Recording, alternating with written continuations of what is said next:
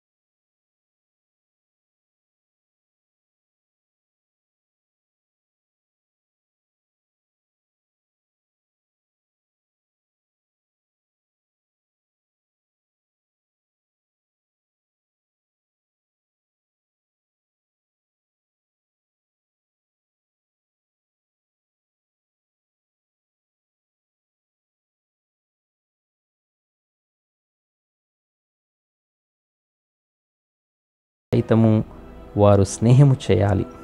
5వదిగా ఈ లోకములో వారు శాంతి సాధనముగా జీవించాలి. ఆరంభంలో ఈ తృతీయ సభ సంఘాలు తపో సంఘాలుగా పిలువబడ్డాయి. కాలక్రమేణా ఈ తృతీయ సభ సంఘాలు తపో సభగా పిలువబడ్డాయి. ప్రస్తుతం ఫ్రాన్సిస్ వారి తృతీయ సభగా లేదా సెక్యులర్ ఫ్రాన్సిస్కన్ ఆర్డర్గా పిలువబడుతూ ఉంది. ఇటలీ దేశంలో ప్రారంభమైనటువంటి ఫ్రాన్సిస్ వారి తృతీయ సభ త్వరలోనే చుట్టుపక్కల ఉన్నటువంటి పట్టణాలకు, నగరాలకు, ప్రదేశాలకు ప్రాకి అతి త్వరలోనే యావత్ శ్రీ సభ అంతయు కూడా ఈ తృతీయ సభ వ్యాప్తి చెందడం గమనార్హం. గడిచినటువంటి శతాబ్దాలలో ఎంతోమంది తృతీయ సభలో చేరి ధన్యమైనటువంటి జీవితాన్ని జీవించారు. అలాంటి ధన్యమైనటువంటి పుణ్యమైనటువంటి జీవితాన్ని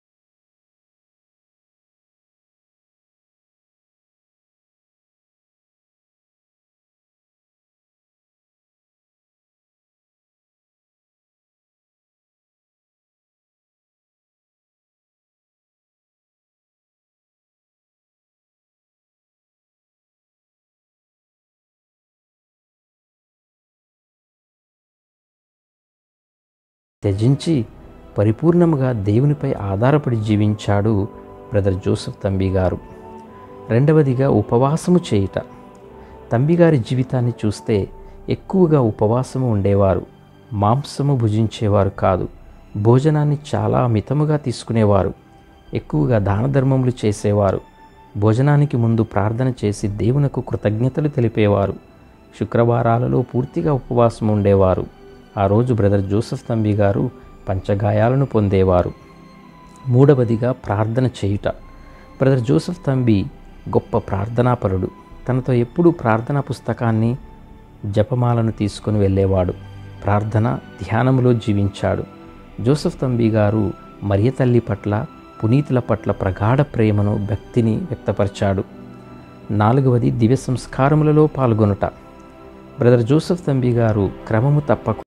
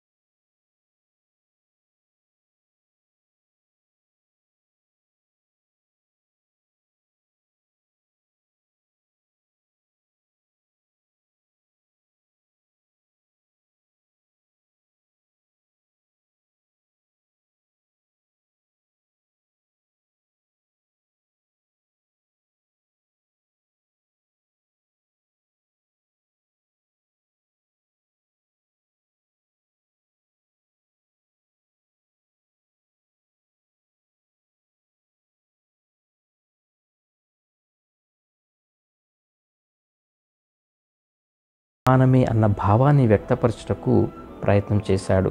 అన్యాయాన్ని, పక్షపాతాన్ని పెంపొందించే అజ్ఞానాన్ని, అహంకారాన్ని ఆయన వ్యతిరేకించాడు. క్రీస్తు నామములో అన్యాయాన్ని ఖండించాడు. క్రీస్తులో అందరూ సమానమే అని బోధించాడు. అందరితో కలిసి జీవించాడు.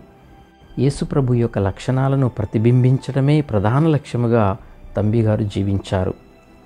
ఇది పవిత్రమైన జీవితంతోనే సాధ్యమవుతుంది. అందుకే బ్రదర్ జోసెఫ్ తంబి గారు జీవితాంతము బ్రహ్మచారిగా ఉండిపోయాడు. మూడవదిగా సాధారణమైనటువంటి జీవితాన్ని జీవించుట. బ్రదర్ జోసెఫ్ తంబి గారు అత్యంత సరళమైనటువంటి జీవితాన్ని జీవించారు. నాలుగవదిగా సేవా జీవితం యొక్క 3 మార్గాలు. అవి ప్రార్థన, తెలుసుకొనుట మరియు ప్రేషిత కార్యం. బ్రదర్ జోసెఫ్ తంబి నిత్యము ఇతరుల శ్రీసభ అవసరాల కొరకు ప్రార్థించాడు. ఆయన మధ్యస్థ ప్రార్థనలు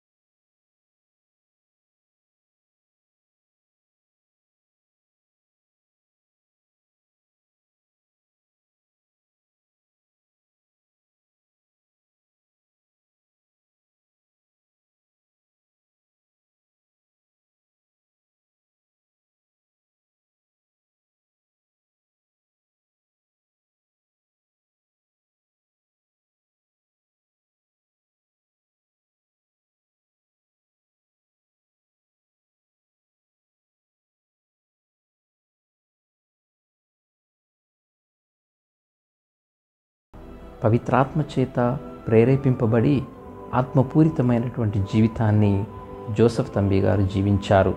తోటి మానవాళిలో, శ్రీసభలో, పరిశుద్ధ గ్రంథంలో సజీవుడగు క్రీస్తును తంబి గారు కనుగొన్నాడు. తన జీవితం ద్వారా, బోధనల ద్వారా ఎల్లప్పుడూ ఆయన క్రీస్తును ప్రకటించాడు. పేద, సిలువబోయబడినటువంటి క్రీస్తును అనుసరిస్తూ తన కష్టాలలో, బాధలలో కూడా ఎల్లప్పుడూ క్రీస్తుకు గొప్ప సాక్ష్యాన్ని ఇచ్చాడు. ఈ ప్రేషిత సేవ ద్వారా అసిసిపుర ఫ్రాన్సిస్ వారి వలె తంబి గారు కూడా శ్రీసభను పునరుద్ధరించాడు. ఈ లోకంలో ఒక యాత్రికునిగా, అపరిచితునిగా సాధారణమైనటువంటి జీవితాన్ని జీవించాడు. తోటివారిని ప్రేమించుటకు పరిపూర్ణమైనటువంటి హృదయశుద్ధిని కలిగి జీవించాడు. తన జీవిత సాక్ష్యము ద్వారా, సాహసోపేతమైనటువంటి కార్యముల ద్వారా సమాజం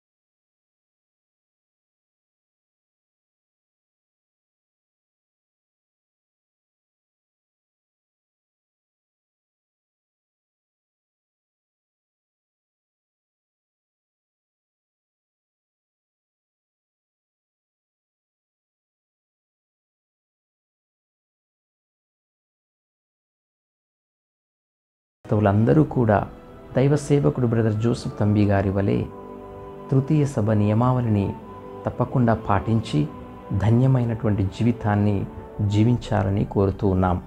ఫ్రాన్సిస్ వారు స్థాపించినటువంటి ఈ తృతీయ సభను గురించి మరింత ఎక్కువగా తెలుసుకొని తంబి గారి వలె తృతీయ సభ సభ్యులుగా మారి మంచి క్రైస్తవ జీవితాన్ని జీవించడానికి ప్రయత్నం చేద్దాం. క్రీస్తుకు సాక్షులుగా నిలుద్దాం.